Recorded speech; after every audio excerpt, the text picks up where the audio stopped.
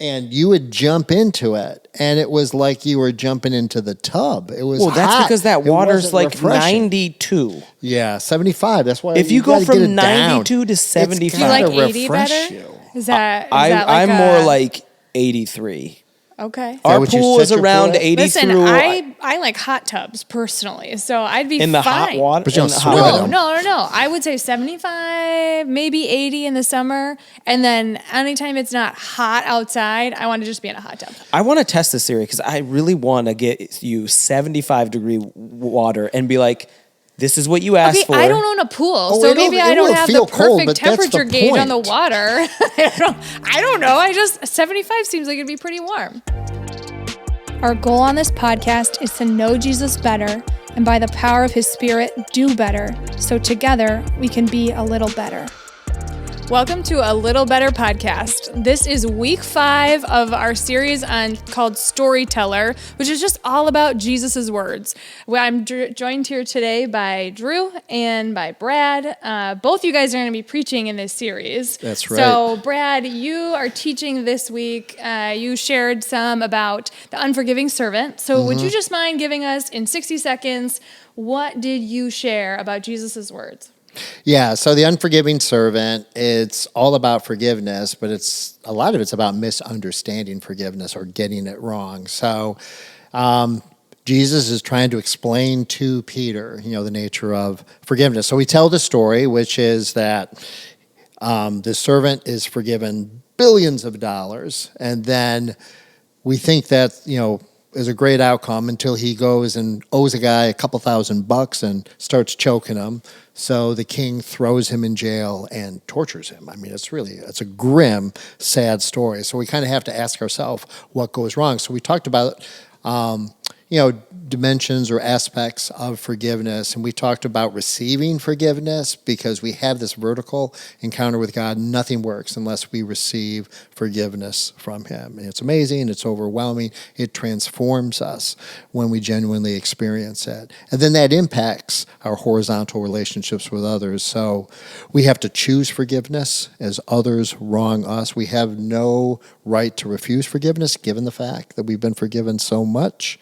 And then when we have opportunities to extend forgiveness where it can, repair a relationship, maybe reconcile, set people right. But sometimes we just have to forgive, and it's just the internal work that we do, but sometimes we get a chance to connect with others. But the real question is, how do we know we're truly forgiven? And the way we know we're truly forgiven, that we have an authentic experience of repentance, is when others wrong us, and then we are both willing, even eager, to forgive them. Yeah, it's like that experience of receiving forgiveness allows us to understand what it is so that we can then offer that to others. And we're called to. We're called to do that. Right. Yeah.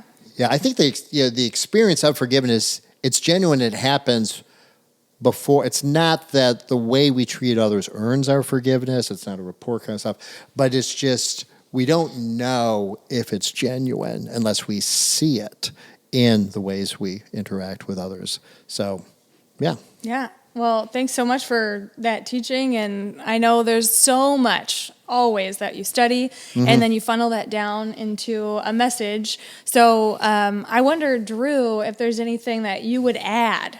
If you were teaching this sermon, what would if you got an extra 5-10 minutes, what would you put in there? What would you add to this parable?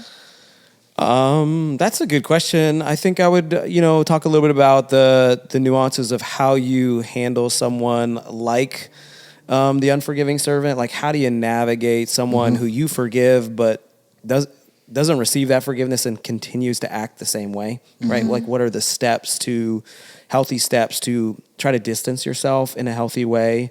I think I would add, just how do I know I've truly forgiven somebody? We talk about forgiveness a lot, but in my heart, I've been wronged many times, and I want to say I've forgiven that person, but I'm still angry, and I'm still mad, and I still want to respond. Is that okay? Yeah. Is forgiveness truly landed in my heart or not? I think those are things that I would like to talk about. You know, like I was thinking while you're preaching, Brad, like this could be just this parable could be a great series. Like the first part, vertical relationship with God and like how that impacts our forgiveness. And then the horizontal, like how do we forgive and have we forgiven? And what happens when someone you forgive doesn't respond the way you want? Like there's so many good things there. There's so much in I was there. literally like, yeah, that could be, this parable could be a series because forgiveness is really hard and really complex and really nuanced. And so it's hard to just, totally move people in a direction when there's so many questions. Dude, I love that. I love the concept of like, how do we unpack whether or not we've actually done it? If you're listening to this, I hope you've had the experience of forgiveness vertically. And I know we've all had the experience of either somebody asking us for forgiveness or knowing that we need to, quote, move on, but trying to figure out how is it that we do that and how do we know when we've actually done it? So, I'd love to hear your guys' thoughts on practically what does that look like? How do you know that you've truly forgiven someone? And timeline, like how long do I have? Right? Obviously the Bible tells us that we should forgive, right? That's clear. Like forgiveness is not an option because of what we've been forgiven. But how long does it take to truly forgive, right? Like someone hurts me, am I just instantly like, oh, I forgive you? Well, okay, but like, what does that even mean? And like, what is the timetable of forgiveness? Yeah, I think it can be very long. Yeah, and I certainly agree. So could you? We need you to answer. Well, I was gonna say I certainly agree about making this a series. I had a hard time squeezing what I did share into 25 minutes. Hopefully, I didn't move too fast through it. But you said the question you wanted was, how do we know we've really done it? How do you know that you've forgiven someone? Well, you were also asking about like the timeline on it. So first off, a plug, we'll put it in the show notes, is Tim Keller's book, Forgive. He wrote it a couple years ago, and I read that for this, which also is just like there's so much good stuff here that you want to include, in a sermon, but you can't do that in 25 minutes, and he's got 200 pages, to do it.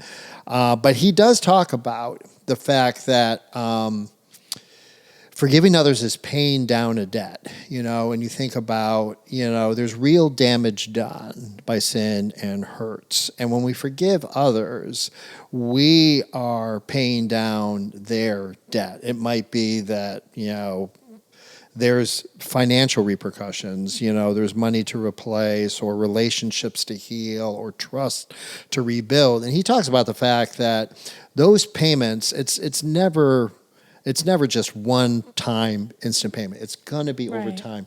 And it's going to be times where it comes up and then you feel it and you feel your animosity, you feel your challenge, you remind yourself of the cross, and then you just get prayerfully back to that place of playing it down. Or someone talks about it and you have this temptation. You want to be defended. You want your side of the story out there or whatever else, but you're not defending yourself. It's just part of paying it down. And sometimes, it's a while before you look in the rearview mirror and say, oh, my heart really has changed. And I really have, become more merciful or patient, but it takes time. I think there's some really important clarifications when it comes to forgiveness, right? Because we talk about forgiveness, even you mentioned this, Brad, which is so true. Like when you forgive someone, it sets you free. Okay. But there's things that it doesn't set you free from. Right. Okay. It doesn't mean you're going to be free from pain. Right. That pain is still going to be there. So I think it's important for people to know, like, you can forgive someone and still be really hurt. And it doesn't mean like, oh, I've forgiven that person, and now that pain that they caused is going to go away. That pain might never go away, right? I think it's also important to say, like, to me, when you look at this story, forgiveness, you really know you've forgiven someone when you don't use that against them anymore, right? The debt has been paid, right? So the guy, the king, lets go of that debt. And now he can't go to that guy anymore and say, you owe me, because it's been cleared, right? that doesn't mean the king doesn't still feel the weight of not having that billions of dollars. Oh, right? he's got to come up with it. He's going to feel the Compensate weight. somehow. Billions, It's going to we're not 100% affect sure. him. And so 22 for billion. me, like I think in my marriage, when my wife hurts me or when I hurt her, the clear sign of forgiveness is I'm not going to leverage that hurt against you anymore. Won't bring it up. And when you feel that sting, right? When that moment comes up where that triggers that thing that person hurt you, I think a good indicator of I've forgiven them is this is not my opportunity to get you back. Mm-hmm. Like Absolutely. that reveals to my heart that hurts. I'm not going to hold it against you. Right. Yeah, I think it's that switch between wanting vindication, which usually means I want them to suffer. I want them to acknowledge. I want everyone to know the truth of the story, to actually wanting the good, for the other person. I've been forgiven. Others have forgiven me. Being on the other side of grace is wonderful. I want that experience for them. And I also want them to shed, the hurt, the harmful, unjust behaviors, they're in. And that's why we rebuke.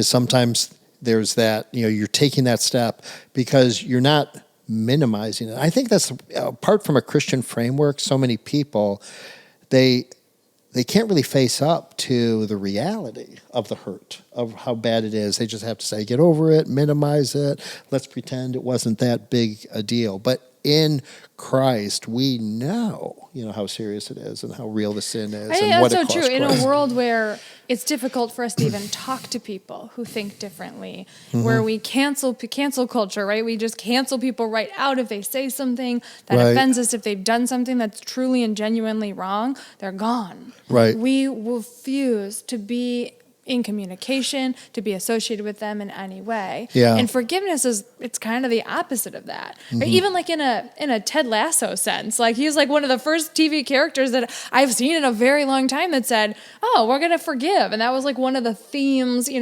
that TV show was people do the wrong thing and we forgive them anyway, even though it doesn't take the hurt away. Right. Even though it still is painful, we're going to say, "Oh yeah, we're going to forgive." But the source of that forgiveness isn't just we love this soccer team. It's Jesus forgave me, so I have the power to forgive. I think that's what makes forgiveness, though, a little bit complicated because there's this battle, at least we feel this battle of forgiveness and justice, right?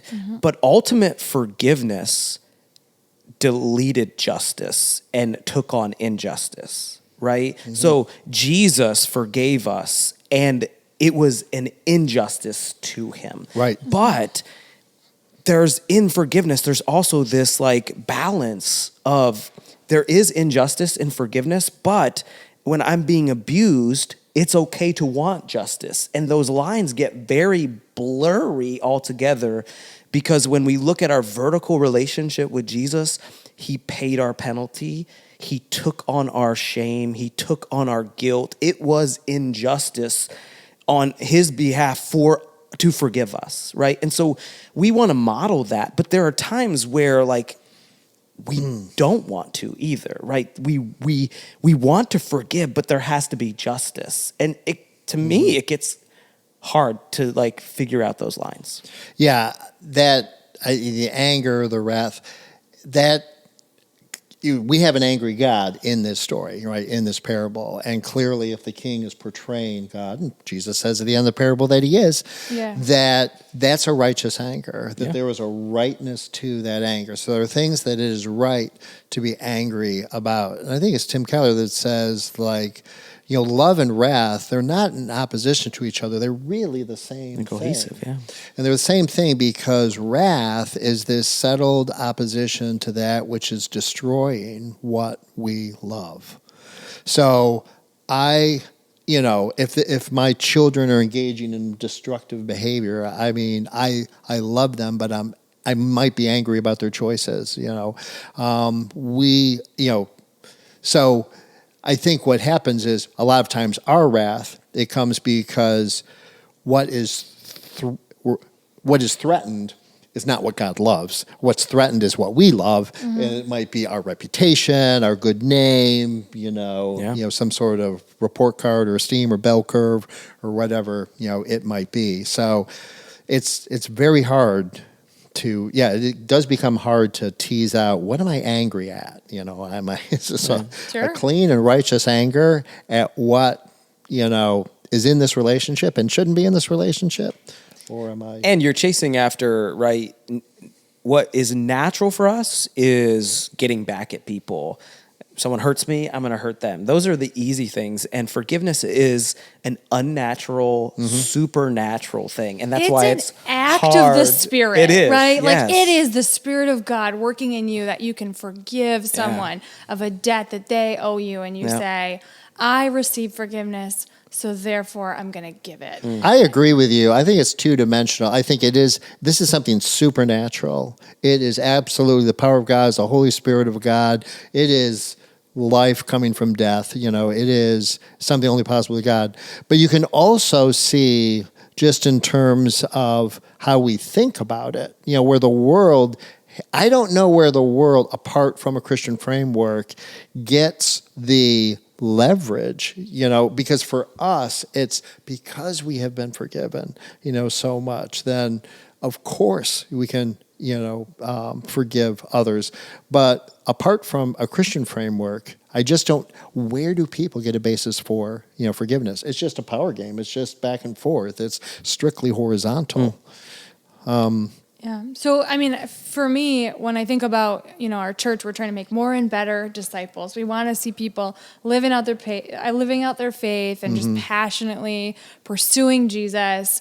Forgiving other people is one of those things that would definitely fall into the sharpening category, right? Do you guys have any stories that you can tell? I know sometimes like something personal that you could share, or stories of people that that have been able to forgive big debts that just really challenge you? I can think of one. This is probably 12 years ago. You guys remember the Amish shooting and the milkman? Oh my, yeah. So that was 5 minutes from Ashley's house, wow. Growing up. So her dad, he is a nutritionist for farms, so he works with a lot of Amish. He knew the Amish family. And so basically the milkman who delivers milk to the schoolhouses, I don't know what happened in his mind, but he decided to lock the doors and kill all the kids. And one of the greatest acts of forgiveness was one of the families came out and just basically said, after not even a couple days afterwards, right? They've lost kids, and they just announced to the world, we forgive. Yeah. Again, Tim Keller in that book, he talks about the Amish and how they have the resources and tools to forgive. And they're taught, and they have a community that says, we will not choose, we renounce, revenge, we renounce payback, because God will ultimately deliver wrath on all wrongs, right? So they have a framework. It's we cry out against injustice. Justice belongs to God. Justice belongs to God, and it will ultimately be served. We can take comfort in that, and it belongs to Him. And it's a good thing we're not the judge, because when we're the judge, it goes badly. But if you don't have that framework, then there's this sense of injustice, and you don't know how it will ever be satisfied except through activism or revenge or something. And realistically, if we want to talk about justice, none of us want it. Right? Like at the end of the day, if we get justice, all of us get the same thing. It's what makes God so good. Yes. That He is both. That He delivers justice, but willingly chooses to give us grace. forgiveness. Yep. And then as we follow Him, if we're living a life like Jesus, if we're following the ways that He practiced, we have to do it too. And then that's where the rubber hits the road and it hurts. But I think that's where some of that sharpening comes into play. I had the opportunity About 5 years ago, I was in the Middle East. I was in Lebanon, and Lebanon is about a third of the country are Syrian refugees. So if you look at the population, there's a ton of people that have had to run and flee from their homes from the Syrian war. And they came over and they were able to find, some places to live there. But it's very difficult between those two countries. Lebanon was occupied by Syria. So you have the generation that's there right now living and hosting all these refugees. Their parents were tortured and killed and taken off and away by the Syrians. And now those churches are being asked to welcome them in, to do what is right by refugees, right? We want to welcome refugees, welcome the stranger. Jesus was a refugee. And I met a young man and he told me his story and he said, my dad, he died at the hands of some soldiers. They came and I was a little boy and I watched him be taken away and I never saw him again.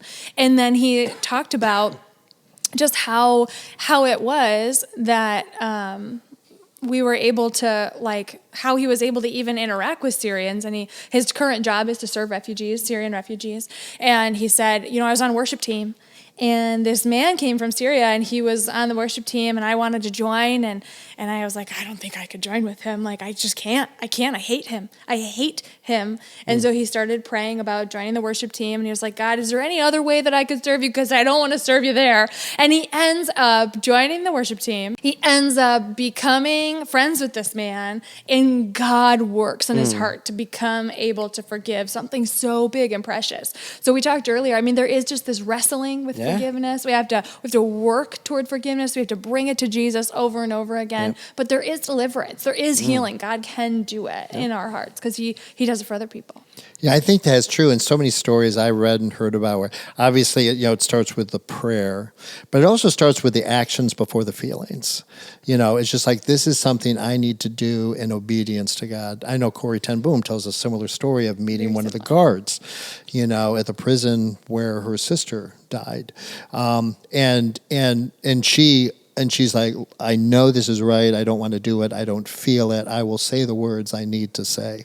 But after she said them, there was kind of a dam, that broke where it was a work of God, in her heart. So I do think that we have to have some of those steps of obedience, maybe before. If we're waiting for the feelings, they probably will never come. Yeah. Your feelings won't lead you to forgiveness, that's for sure. Yeah. No, they sure won't. Guys, so what's next? What's coming up next in Storyteller? I know, because I'm preaching. Yeah, what are you preaching about? So we are jumping into the prodigal son, the parable of the prodigal son. Maybe one of the most well-known parables. I was trying to think of what would be. I'd put it up there. Probably. I'd say number one. Yeah. So a unique look at the prodigal son. So I won't give too much away, but that's where we're headed. Okay. And we did mention it on Sunday, but between now and the next A Little Better podcast, we will get that Malawi bonus podcast coming. So if you want to get some more. Yeah, there's a bonus episode of the podcast. It's dropping later this week. It was filmed in Malawi. Brad and Noah and I were all there, and this is why he's wearing this wonderfully crazy shirt right now that that his wife Karen made for him from some fabric from Malawi. But you'll get to see just a little bit more about our tales from there, the things that God is doing in the church in Malawi, the ways that he is working, and we just get to see it, to share it, to celebrate it. We're just excited. We're excited for what God's doing here and there. Guys, join us next week. We're going to be talking with Drew again about the prodigal son. So join us on our next episode of the podcast.